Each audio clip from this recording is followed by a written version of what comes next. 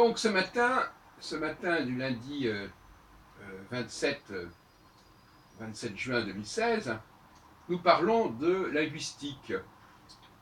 Nous parlons de sociolinguistique.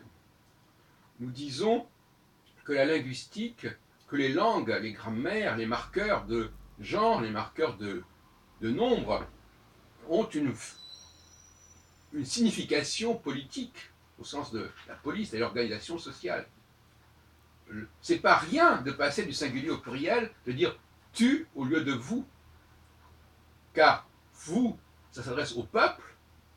Je disais tout à l'heure que dans les commandements, en fin de compte, souvent on s'adresse au peuple hébreu, peuple encore une fois, c'est justement le peuple hébreu, c'est la masse, c'est pas l'ensemble du monde hébraïque, c'est uniquement la masse, celle qui est indifférenciée par opposition aux leaders, aux chefs, aux élites.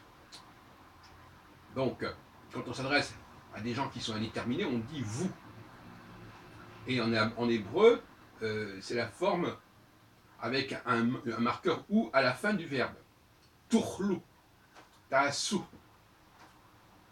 Et curieusement, d'ailleurs, on devrait dire, au lieu de dire Shema Israël au singulier, on devrait dire Tishme'u. Il y a des bizarreries là.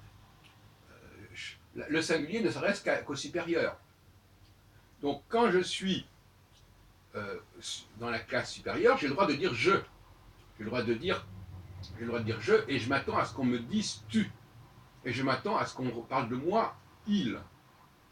Par contre, si j'appartiens à la classe inférieure, au peuple en général, je dois dire nous, et on doit s'adresser à moi, vous. Et on doit parler de moi sous le nom de il. Pas du tout la même chose. Et la grammaire, elle n'est pas la même. Le ou, curieusement, aussi bien en hébreu qu'en français, le ou est un marqueur de pluriel. Alors, en hébreu, c'est évident, je viens de le dire, tout ce qui est, tous les verbes qui sont au pluriel, notamment au futur, qui est aussi un impératif, puisque, par exemple, les 10 commandements sont au futur, tous les ordres, toutes les mitzvot, sont au futur. Alors, soit elles sont au futur singulier, ce qui est une erreur à mon avis, soit au futur pluriel.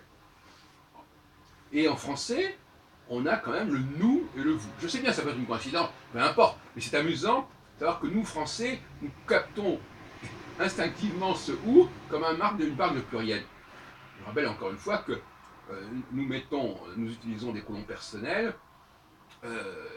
alors que dans beaucoup de langues, notamment en hébreu, le pronom personnel, il n'est pas mis avant le verbe, il est mis à la fin du verbe. Donc, il ne faut pas non plus épiloguer là-dessus.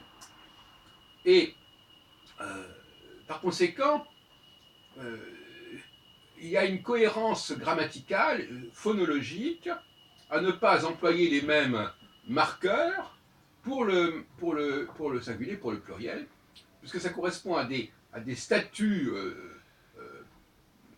de rang, de grade, qui ne sont pas du tout les mêmes.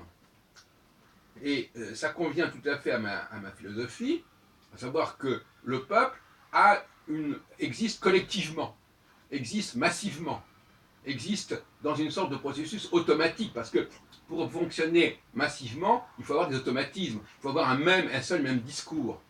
Alors que l'élite, elle, a le droit d'avoir une pensée personnelle, elle a le droit d'avoir un discours particulier, puisque chacun est un personnage qui a son propre discours.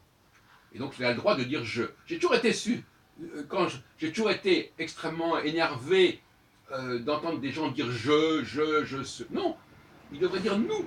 Parce qu'en fait, ils ne parlent pas en leur nom personnel. Ce qu'ils disent, c'est des choses qu'ils ont entendues. Donc, ils vont dire nous. Il faut que désormais, les gens, quand ils n'ont pas de pensée personnelle, disent nous. Et quand on s'adresse à eux, on dise vous ou il. Le je, le tu et le il au singulier, parce qu'en français, malheureusement, à l'oreille, on ne distingue pas le il au masculin, au singulier et le il au pluriel, de même qu'on ne distingue pas le elle au singulier et le elle au pluriel. C'est une des rares langues où c'est comme ça. C'est fâcheux, quelque part. Donc on ne doit pas parler de la même façon. Voilà. On ne doit pas parler de la même façon à un supérieur, à un inférieur. Et l'inférieur, on doit lui parler au pluriel.